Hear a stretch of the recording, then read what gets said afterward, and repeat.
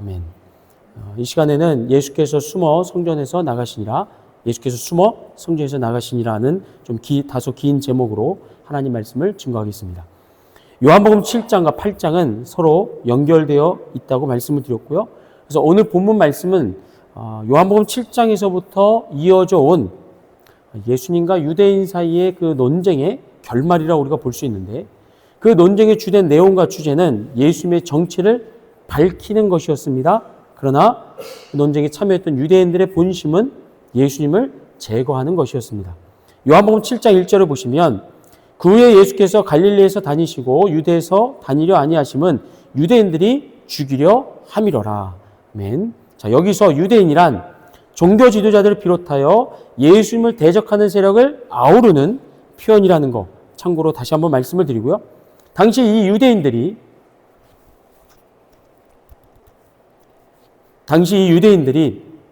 예수님을 죽이려 한 데는 두 가지 이유가 있었습니다.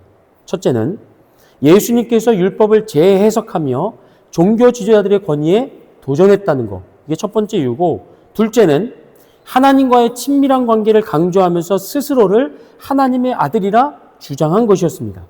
하지만 요한복음 2장에서 물을 포도주로 만든 기적, 또 4장에서 죽을 병에 걸렸던 왕의 신하의 아들을 치료해 준 것, 5장에서는 38년 된 병자의 회복, 그리고 6장의 오병이어의 기적까지 예수님은 말만 앞서는 분이 아니라 필요할 때면 언제든지 하나님의 신적인 능력을 행하신 분이셨습니다.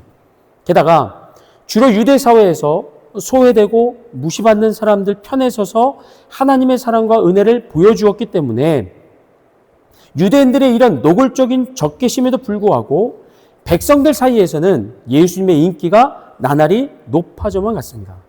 그래서 유대인들은 죽이고 싶었지만 섣불리 예수님을 붙잡지를 못했고, 대신에 모두가 납득할 만한 예수님의 약점, 예수님의 허물을 찾고자 논쟁을 벌인 것이었습니다. 때문에 논쟁의 주제인 예수님은 누구신가? 라는 질문은 그분을 메시아나 하나님의 아들로 믿기 위해서가 아니라 예수님을 사로잡을 명분을 만들기 위함이었습니다. 그리고 이런 유대인들의 목표가 가장 치밀하고 악의적으로 드러난 사건이 뭐였습니까? 요한복음 8장 서두에 나오는 간음한 여인의 판결이었습니다. 그러나 이 유대인들의 계략은 예수님의 지혜 앞에서 보기 좋게 실패했고, 율법에 따르면 돌에 맞아 죽어야 할 간음한 여인이 예수님을 통해서 얻은 용서와 구원은 오히려 예수님의 구원자 되심을 더 선명하게 증거해 주게 됩니다. 그래서 그 사건 이후에 예수님 뭐라고 밝히십니까? 나는 세상의 빛이다 라고 선포하시죠. 이후에 요한복음 8장 30절에 보면 유대인들이 태도를 고쳐서 예수님을 믿는 척하는 얘기가 나옵니다. 그러나 저들의 거짓됨은 금방 탄로가 나게 되고, 이로 인하여 논쟁의 주제가 예수님의 정체에서 유대인들의 정체로 바뀌게 된다는 것을 지난주에 살펴보았습니다. 자, 유대인들은 육적으로는 아브라함의 후손임을, 영적으로는 아브라함에게 주신 하나님의 언약 안에 있음을 매우 자랑스러워했고, 이런 자랑과 긍지가 오랜 세월 겪었던 이방의 압제와 포로의 역사 속에서도 신앙의 절개를 지키고 자유를 누릴 수 있는 비결이 되었습니다. 때문에 너희가 내 제자가 되면 진리를 알게 되고 진리가 너희를 자유롭게 하리라는 예수님의 말씀을 듣고 유대인들이 어떻게 반응을 하죠? 아멘, 할렐루야가 아니라 우리가 지금까지 단 한 번도 누구의 종이 된 적이 없다면서 아브라함의 자손임을 내세우며 예수님 말씀에 반박을 하게 됩니다. 그런데 놀랍게도 요한복음 8장 37절에 보면 예수님은 그 유대인들이 혈통적으로 아브라함의 자손인 것을 부정하지 않습니다. 게다가 오늘 본문 54절을 다시 보시면요, 예수께서 대답하시되 내가 내게 영광을 돌리면 내 영광이 아무것도 아니거니와 내게 영광을 돌리시는 이는 내 아버지시니 곧, 읽어볼까요? 시작. 너희가 너희 하나님이라 칭하는 그이시라. 아멘. 보시는 것처럼 지금 본문 속 유대인들이 믿는 하나님과 예수님을 이 땅에 보내신 하나님이 동일한 분이라는 걸 누가 인정합니까? 예수님이 인정하십니다. 자, 그런데 그럼에도 불구하고 지금 유대인들이 너희가 아브라함의 자손인 거 나도 알고 있다. 너희가 하나님이라고 부르는 그분이 나를 이 땅에 보내신 하나님이시다. 라는 걸 예수님이 인정하심에도 불구하고 끝내 예수님은 그 유대인들을 하나님께 속한 하나님의 자녀로 보지는 않았고 그 대신 뭐라고 규탄합니까? 너희는 마귀의 자식이라고 아주 강도 높게 비난합니다. 대체 예수님께서 무엇을 근거로 아브라함의 자손이요? 하나님을 믿는다고 하는 유대인들을 마귀의 자식이라고 단언을 했을까? 그것은 하나님께서 보내신 예수님을 끝까지 증오하고 죽이려고 했던 저들의 태도였습니다. 요한복음 8장 39절부터 40절을 한번 보실게요. 같이 읽어봅니다. 시작. 예수께서 이르시되 너희가 아브라함의 자손이면 아브라함이 행한 일들을 할 것이거늘 지금 하나님께 들은 진리를 너에게 말한 사람인 나를 죽이려 하는도다. 아브라함은 이렇게 하지 아니하였느니라. 아멘. 지금 예수님께서 유대인들의 적대적인 태도와 비교하고 있는 아브라함의 행함은 크게 두 가지 사건을 우리가 들 수 있습니다. 하나는 뭐냐면 멜기세덱에 대한 예후입니다. 창세기 14장에 보면 아브라함이 전쟁 포로로 끌려갔던 조카 롯을 구출하는 사건이 나오는데 롯을 끌고 간 적들을 대파하고 승리한 아브라함은 롯을 포함한 모든 포로와 전리품을 되찾았고 그렇게 돌아오는 길에 살레망 멜기세덱의 영접을 받습니다. 근데 여기서 중요한 건 뭐냐면 이 둘이 그날 처음 만났다는 겁니다. 성경 어디에도 그 전부터 아브라함과 멜기세덱이 서로 알고 지냈다거나 교류했다는 내용이 전혀 나오지 않습니다.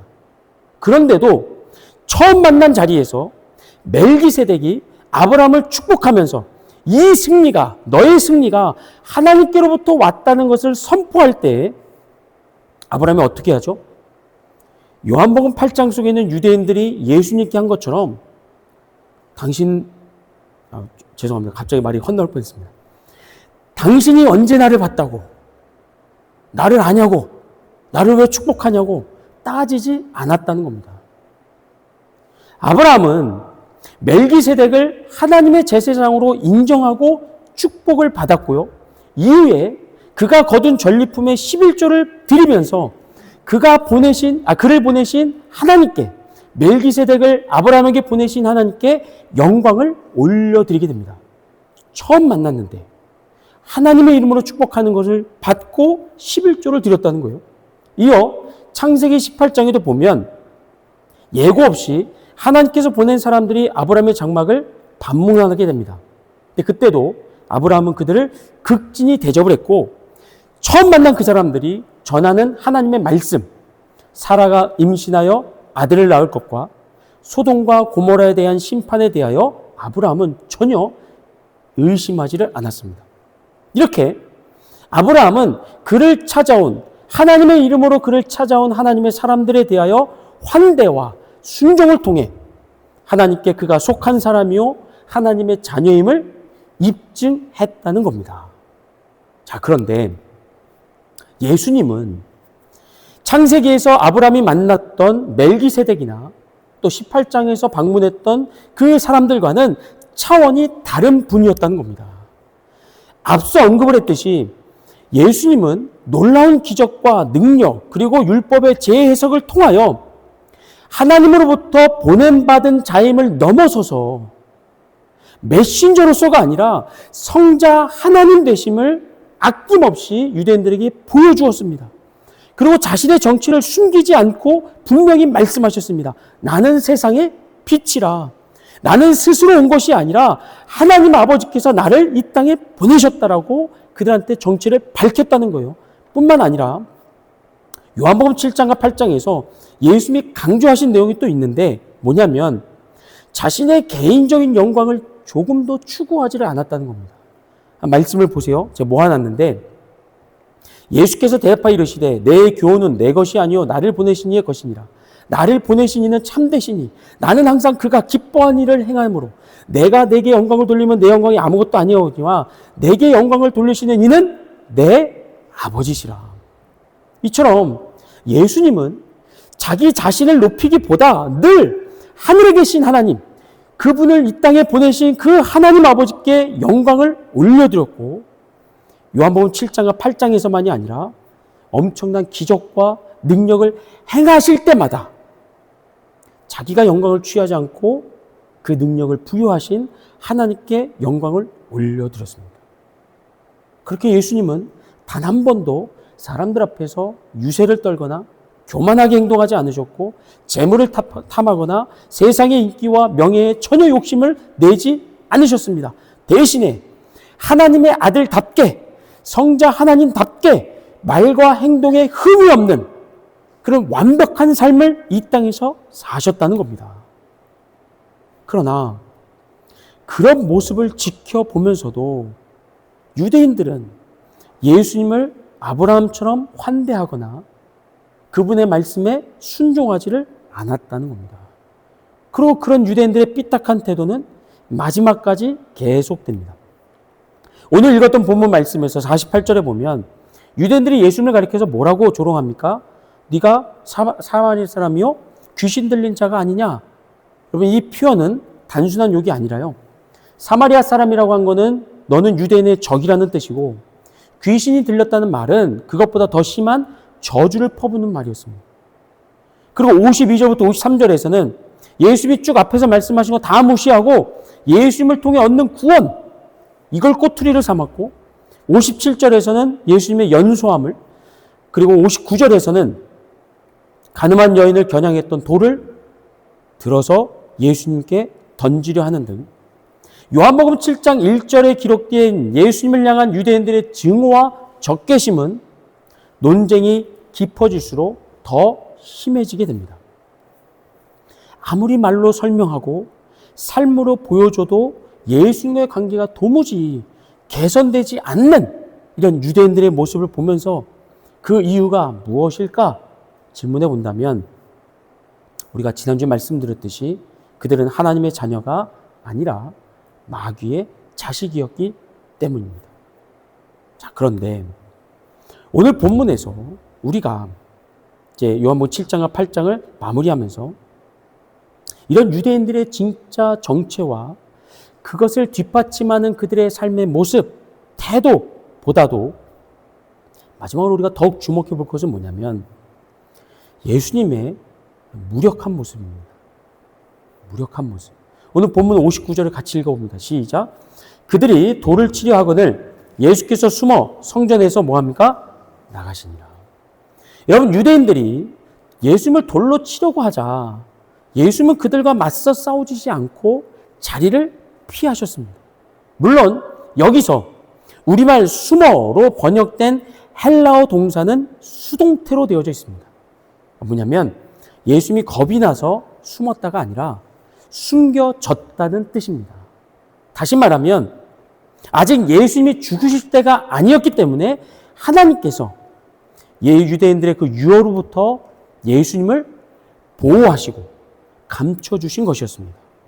하지만 우리가 지금까지 쭉 말씀 살펴봤듯이 예수님이 어떤 분이시냐 말입니까?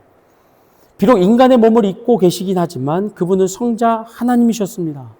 맹물을 포도주로 바꾸고 38년 된 명절을 일으켜 세우고 어린아이 도시가 한 개로 성인 남성만 5,000명을 먹이는 그런 하나님이셨습니다. 그러니까 유대인들이 죽이고 싶다고 막 죽일 수 있는 그런 분이 아니었다는 겁니다. 만약에 이 장면에서 유대인들이 돌을 던졌다면, 정말 예수님을 향해서 돌을 던졌다면 예수님은 그것을 얼마든지 멋있게 막아낼 수 있는 그런 하나님이셨습니다. 마치 영화의 한 장면처럼 말입니다. 제가 이 말씀 묵상하면서 그게 떠올랐습니다. 1999년도에 할리우드에서 상영된 영화 가운데 더 매트릭스라는 영화가 있습니다. 매트릭스. 제가 지금 코가 막혀가지고 발음이 잘 안 되는데요. 매트릭스라고 하는 영화가 있는데 이 영화가 굉장히 유명했던 게 독특한 촬영 기법이었습니다. 그래서 100여 개가 넘는 그 카메라를 원통으로 만들어가지고 슬로우 모션으로 이렇게 촬영하는 거. 그리고 거기에 또 배우들의 화려한 액션이 들어가고 거기에다가 기독교적인 구원자 이미지와 또 영지주의적인 세계관과 동양적인 깨달음, 여러 가지 사상들을 다 복합해서 만든 이 탄탄한 스토리로 인해서 당시 교회와 성도들의 관심도 무척 끌었던 영화가 이 매트릭스입니다. 그런데 이 영화의 주인공이 네오라는 이름인데 이 역할을 키아누 리브스가 맡았습니다. 근데 키아누 리브스가 마지막 장면에서 뭐가 나오냐면요. 1편입니다. 1편. 마지막 장면에서 스미스를 비롯한 그 요원들 3명이 총을 쏴요. 이렇게 땅땅땅땅. 근데 그 총을 어떻게 합니까? 손으로 막 씁니다. 이렇게. 딱 하니까 총알이 멈추는 거예요. 따다닥. 그리고 총알을 땅에 다 떨어뜨립니다. 그런 다음에 요원들에게 달려들어서 압도적인 능력으로 제압을 하면서 통쾌하게 복수하는 장면이 매트릭스 1편의 마지막 장면입니다. 이런 영화 속의 장면들은 그러나 현실 속에는 존재하지 않는 픽션입니다. 하지만 예수님은 실제로 그렇게 하실 수 있는 분이셨습니다. 유대인들이 돌을 던진다면 그 돌을 멈추게 할 뿐만 아니라 그걸 되돌려서 유대인들에게 나가도록 발사되도록 얼마든지 바꿀 수 있었고 영화보다도 더 극적이고 더 속 시원하게 자기를 대적하는 죽이려 하는 유대인들에게 복수하실 수 있는 분이셨습니다. 하지만 정작 예수님은 그분이 갖고 계시는 이 신적인 능력, 하나님으로서의 그 능력을 복수하거나 자기의 영광을 과시하는 데 사용하지 않으셨다는 겁니다. 왜냐? 예수님은 사람들의 인정을 받는 길이 아니라 하나님의 뜻에 온전히 순종하는 길을 선택하셨기 때문입니다. 그리고 하나님께서 예수님에게 맡기신 사명은 믿지 않는 사람들도 부러워하고 박수치고 감탄할 만한 그런 화려한 삶이 아니었다는 겁니다. 사람들 위해 군림하고 원수들을 다 벌벌 떨게 만드는 그런 세상의 권력자가 아니라 오히려 오해받고 배척당하고 때로는 패배자처럼 숨어서 피하다가 결국에 십자가의 죽음으로 나아가는 고난의 길을 이 땅에서 살아가셨다는 겁니다. 무엇을 위해서요? 하나님의 영광을 위해서요. 근데 문제는 뭐냐면 예수님만 그냥 그런 삶을 살고 가신 게 아니라 예수님을 구원자로 믿고 따르는 제자들에게 그분과 동일한 삶을 요구하셨다는 겁니다. 마태복음 7장 13절 14절입니다. 같이 읽겠습니다. 시작. 좁은 문으로 들어가라. 멸망으로 인도하는 문은 크고 그 길이 넓어 그리로 들어가는 자가 많고 생명으로 인도하는 문은 좁고 길이 협착하여 찾는 자가 적음이라. 아멘. 예수님께서 제자들에게 어떤 길, 어떤 문을 선택하라고 말씀하십니까? 넓은 문이 아니라 많은 사람들이 추종하고 따르고 박수 쳐주고 부러워하고 인정해주는 그런 넓은 길, 넓은 문이 아니라 화려하지 않은, 사람들이 찾지 않는, 무력해 보이는, 바보 같아 보이는 그런 좁은 문, 좁은 길, 그걸 선택하라고 예수님을 말씀하셨습니다. 무엇을 위해서요? 하나님의 영광을 위해서요. 그런데 그렇게 우리의 삶이 하나님의 영광을 위해서 바보가 되고 버림받고 손해당하는 그런 삶으로서 끝나는 게 아니라 예수님 무엇을 약속하십니까? 생명으로 인도하는 문이랍니다. 좁은 문, 좁은 길이 세상의 관점에서 보면 참 하찮고 너무 억울하고 보잘것없지만 그 길을 걸어가야, 그 문으로 들어가야 생명으로 연결될 수 있다는 겁니다. 세상에서 패배라고 부르는 삶이 오히려 하나님께는 생명이요 영광의 길이라는 거 예수님 우리에게 말씀하신다는 겁니다. 그래서 어렵습니다. 신앙생활이. 믿지 않는 사람들도 다 부러워하면 얼마든지 할 수 있죠. 예수 믿는 게 어디 가서든지 빅신하고 박수받고 감탄사가 연발하는 그런 화려한 삶이라면 얼마든지 예수님 말씀대로 살아갈 수 있을 겁니다. 그게 아니라는 겁니다. 오늘 우리가 본문에서 보는 것처럼 숨어야 될 때도 있고 피해야 될 때도 있고 억울한 일을 당하고 손가락질 받고 눈물 흘려야 될 때도 있습니다. 그러나 우린 알죠. 그 길이 생명과 맞닿아 있다는 사실을. 오직 그 좁은 문, 좁은 길로만이 주님이 가신 길을 따라가는 것이고요. 그 길 끝에 영원한 생명과 연결되어 이 세상이 끝나는 날 우리는 영원히 쇠하지 않는 하나님의 나라에 들어가게 될 줄로 믿습니다. 아멘. 우리 다음